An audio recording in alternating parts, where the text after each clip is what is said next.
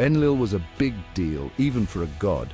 He wasn't just any deity, he was the god of air, the breath of life itself. His presence was felt in every gust of wind and every breath taken by the people of Mesopotamia. He was the god of air. See? Important stuff. Without him, the crops wouldn't grow and the people wouldn't thrive. He was essential to the very fabric of life. He was also the top dog, the king of the gods. Talk about pressure. Imagine being responsible for the balance of the heavens and the earth. That's a lot to handle, even for a god. Now, Enlil, he had his eye on a lovely goddess named Ninlil. She wasn't just any goddess, she was special. She was the goddess of grain and the daughter of the moon god, Nanna.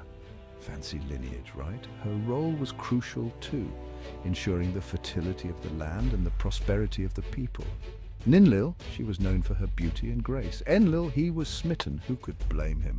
Her elegance was legendary and her presence brought a sense of peace and abundance. But there was a problem, a big one. Love in the divine realm was never simple. See, Ninlil's mum, she was pretty strict. She had high standards and was very protective of her daughter. No dating gods, especially not the king of the gods.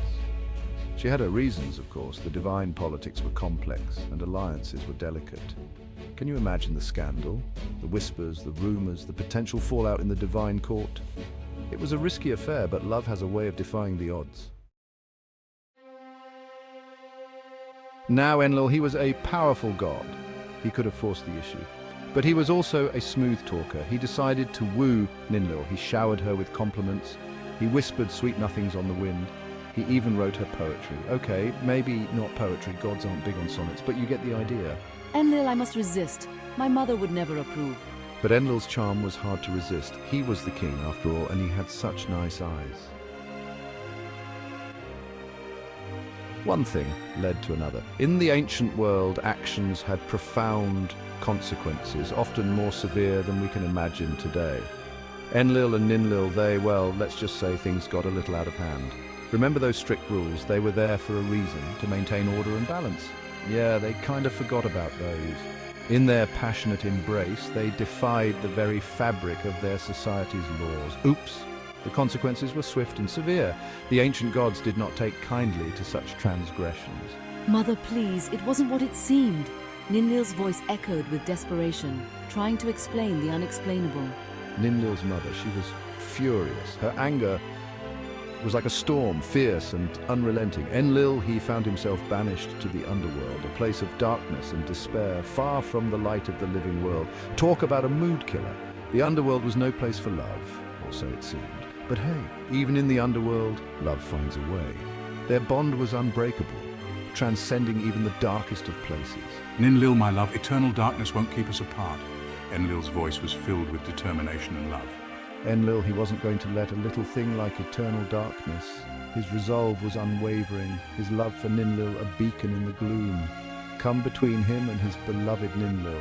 Their love story, though fraught with challenges, was a testament to the enduring power of love.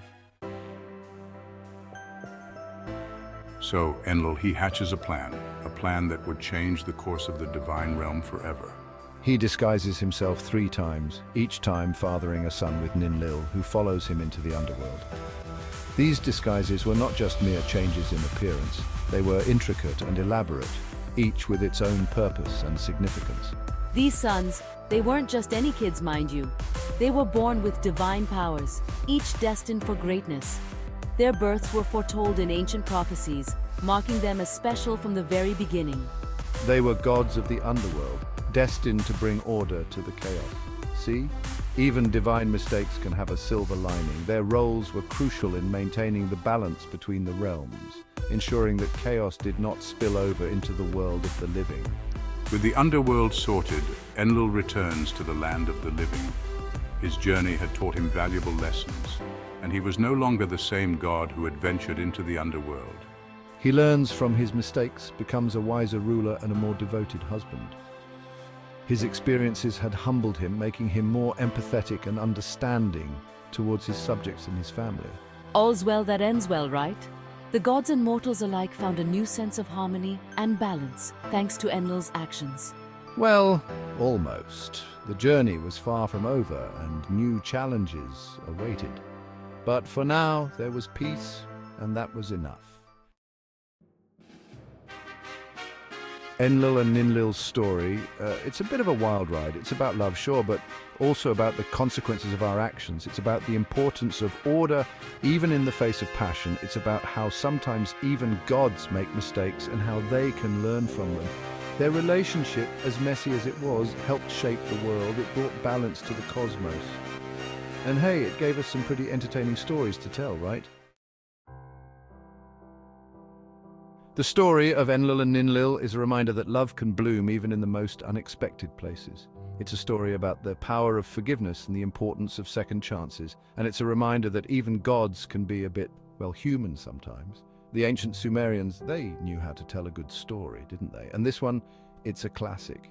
It's funny, it's dramatic, it's got gods, goddesses, and a love story for the ages. What more could you ask for?